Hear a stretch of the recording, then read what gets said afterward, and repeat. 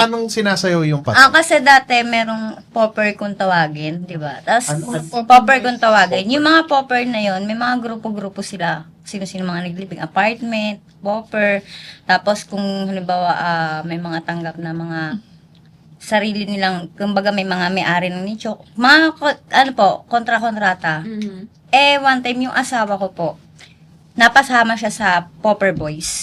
Okay. Popper Boys kung tawagin sila. Boys.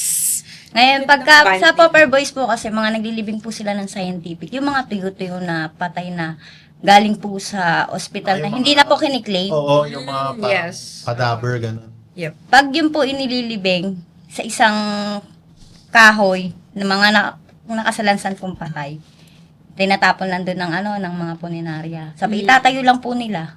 Pinaglalaroan lang ganun. Sayo-sayo. Kaya po mga gawa. Kung may Annabelle, may Rodel.